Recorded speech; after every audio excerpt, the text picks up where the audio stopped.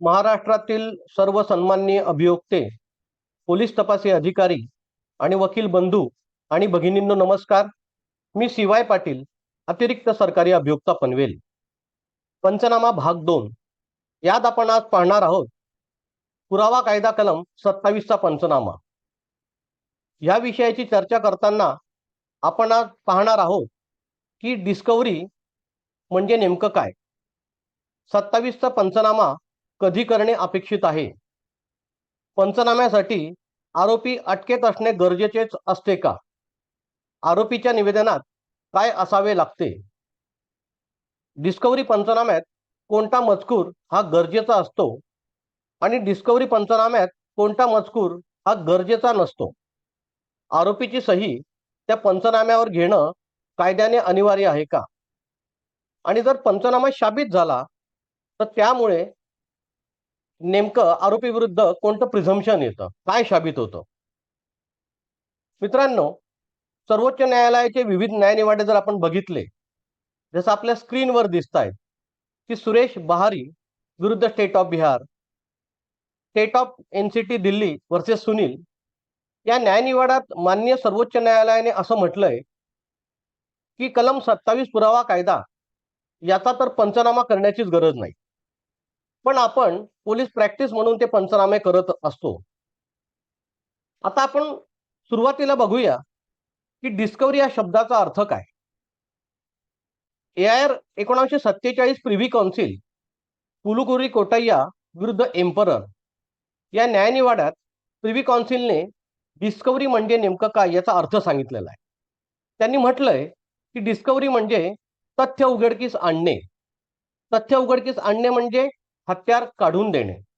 ज्या ठिकाणी हत्यार लपवून ठेवले आहे ती जागा, हत्यार लपवून ठेवलेल्या जागेचे आरोपीचे व्यक्तिगत ज्ञान, या 3 गोष्टी ज्या आहेत, म्हणजे हत्यार काढून देण्याची प्रक्रिया, हत्यार ज्या ठिकाणी लपवून ठेवलंय ती जागा, आणि ज्या ठिकाणी हत्यार लपवून ठेवलं होतं त्या जागेबद्दल आरोपीचे व्यक्तिगत ज्ञान, या 3 गोष्टी म्हणजे डिस्कव्हरी होय. आता कलम 27 चा पंचनामा कधी करणं अपेक्षित आहे. पोलीस बांधवांनो, आपण एक लक्षात घ्या की पुरावा कायद्यात एकूण 167 कलम आहेत. या सर्व कलमांना सारखंच महत्व कायद्यात आहे. कलम 27 ला काही वेगळे, विशेष, जास्तीचे, अति महत्व असं देण्यात आलेलं नाही. 27 चा पंचनामा आहे म्हणून आरोपी विरुद्ध भक्कम पुरावा आहे आणि त्याला कन्व्हिक्शनच होईल असं गृहीत धरता येत नाही, आणि 27 चा पंचनामा नाही म्हणून आता आरोपी निर्दोष होऊन जाईल असं पण अजिबात नाही.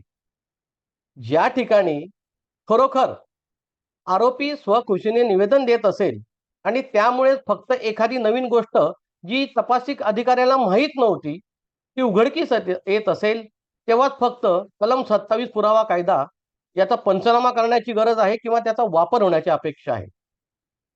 जर आपण सर्वोच्च न्यायालयाचे रिसेंट काही केस लॉ बघितले तर आता सर्वोच्च न्यायालय देखील म्हणायला लागलं की पोलिसांचे 27 हे प्लांटेड असतात, हे दाखवलेले असतात.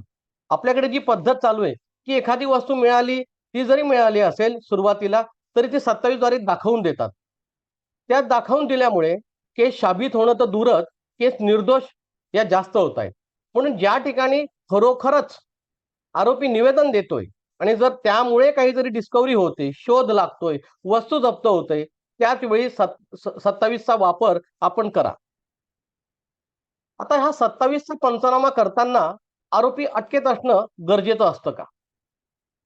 हे जे बक्षिया मुकुंदा नो बुद्ध वर्सेस स्टेट ऑफ बॉम्बे या न्यायनिवाड्यात असं झालं होतं. फॅक्ट्स अशा होत्या की दरोडा हा 11/9/58 ला संध्याकाळी 7:30 वाजता झाला. गुन्हा त्याच दिवशी म्हणजे 11/9 ला रात्री 10 वाजता दाखल झाला. गुन्हा दाखल झाला, FIR मध्ये 2 आरोपींचे नाव होते. दुसऱ्या दिवशी म्हणजे 12/9/58 ला ज्यांचे नाव FIR मध्ये होते त्या दोन्ही आरोपींना तपासी अधिकारी यांनी बोलावून घेतले, त्यांची विचारपूस केली. त्याच दिवशी आरोपींनी निवेदन केले आणि पंचांसमक्ष दरोड्यातील मुद्देमाल जो होता तो शेतात लपवून ठेवला होता तो काढून देखील दिला. आरोपींना 16/9/58 रोजी म्हणजे 12/9 ला 27चा पंचनामा झाला आणि 4 दिवसांनी अटक केली. प्रश्न असा उपस्थित झाला उच्च न्यायालयात की ज्यावेळी 12/9ला 27चा पंचनामा पोलिसांनी केला त्यावेळी तर आरोपी अटकेत नव्हता, म्हणून तो 27 प्रमाणे ग्राह्य धरता येत नाही, अटक गरजेची आहे.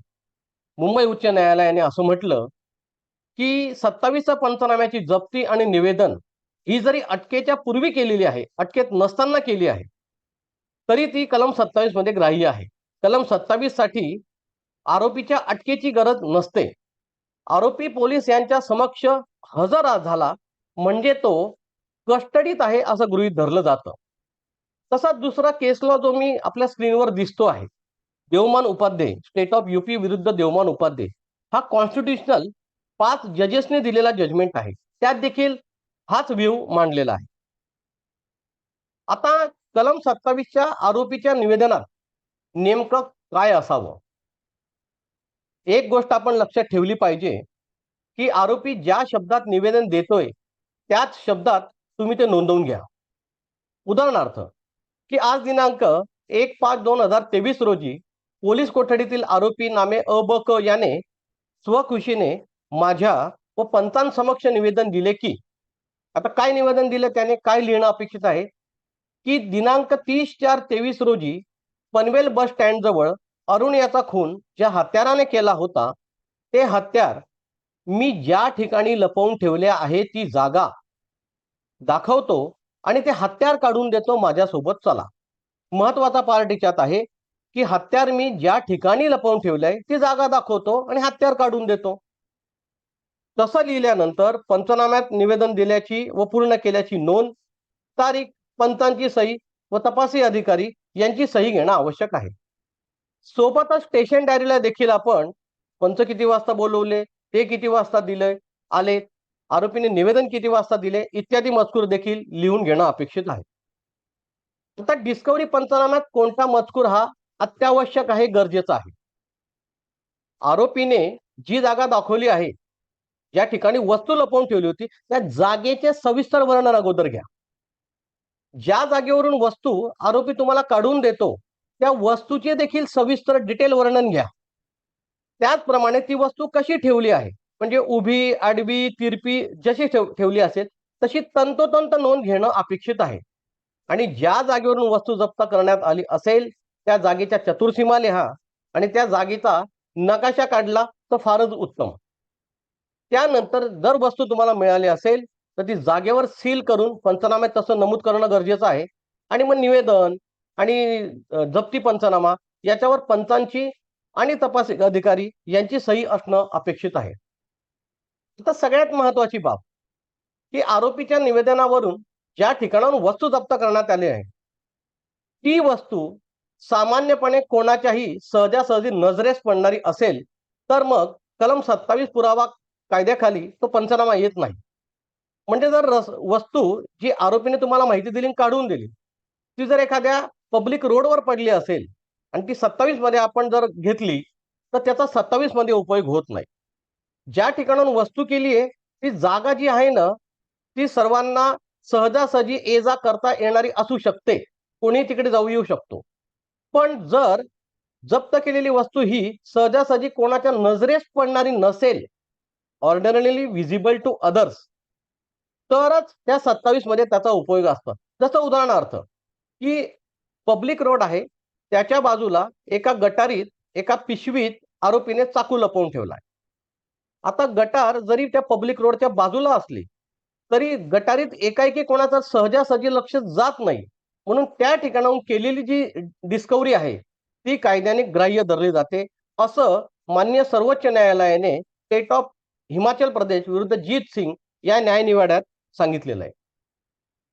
आता महत्वाची गोष्ट आपण लक्षात घ्या की डिस्कव्हरी पंचनाम्यात कोणता मजकूर गरजेचा नसतो. हे जे मी आपल्याला सांगतोय हा आमचा अनुभव आहे. जेव्हा तपासी अधिकारी हे आरोपीला निवेदन दिल्यानंतर पोलीस ठाण्यातून पंचांसह घेऊन निघतात आणि ज्या ठिकाणी तो वस्तू दाखवणार आहे, जागा दाखवणार आहे त्यासाठी जातात, त्यावेळी पोलीस ठाणे त्या आरोपीने दाखवलेले ठिकाण यातील संपूर्ण मार्ग, मग तो कच्चा रस्ता, पक्का रस्ता, उजवीकडून डावीकडे, डावीकडून उजवीकडे, 100 मीटर नंतर डावीकडे, 50 मीटर नंतर उजवीकडे, गल्ली, बोळ, मंदिर, मस्जिद, पिंपळाचे झाड, चिंचे झाड, दुकाने, दवाखाने, चौकाचे नाव इत्यादी इत्यादी लांब लचक मजकूर हा विनाकारण त्या पंचनाम्यात लिहितात. तर ह्या विनाकारणच्या मजकुराचा उलट तोटा असा आहे, की पंच जेव्हा न्यायालयात येतात साक्ष देण्यासाठी, तेव्हा त्याच गोष्टीवर त्यांची क्रॉस डिफेन्सचे वकील घेत असतात. त्यामुळे तो पंच जो आहे तो गोंधळतो आणि जो महत्वाचा भाग आहे, की ज्या ठिकाणून जप्त केली ते ठिकाण, त्या वस्तूचे वर्णन ते सांगतच नाही. म्हणून आपण पोलीस बांधवांना लक्षात घ्या, की पोलीस ठाण्याहून तुम्ही निघाले आणि ज्या ठिकाणी पोहोचले तिथला मधला कोणत्या मार्गाने गेलं ते अजिबात लिहू नका. तो मजकूर आवश्यक नाही, उलट तो घातक ठरतो आहे.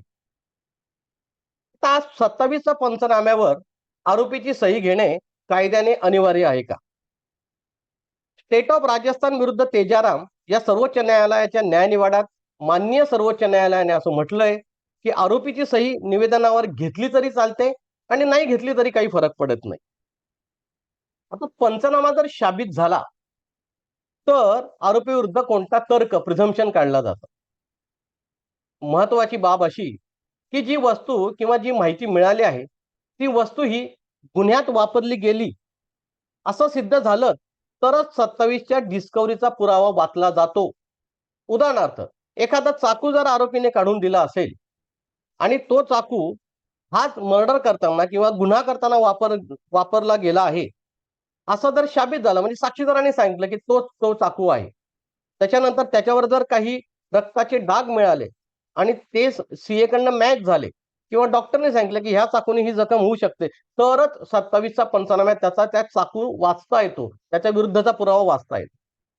आता स्टेट ऑफ महाराष्ट्र विरुद्ध सुरेश या माननीय सर्वोच्च न्यायालयाच्या न्यायनिवाड्यात त्यांनी असं म्हटलंय, की ज्यावेळी आरोपी हत्यार आणि ते ठेवल्याचे ठिकाण दाखवतो, ते सिद्ध होतं, त्यावेळी 3 शक्यता ह्या निर्माण होतात. पहिली शक्यता, की आरोपीनेच ती वस्तू लपवलेली असावी. दुसरी शक्यता, ती वस्तू कोणीतरी लपवताना आरोपीने पाहिले असावे. तिसरी शक्यता, ती वस्तू कोणीतरी लपवली आहे याची माहिती त्याला क्रयस्थाईकडून मिळाली होती, म्हणून त्याने ती वस्तू आणि जागा दाखवली. आता हे 2 आणि 3 अनुक्रम नंबर जो दिसतोय आपल्याला स्क्रीनवर, त्याबाबतचे स्पष्टीकरण आरोपीला द्यायचंय.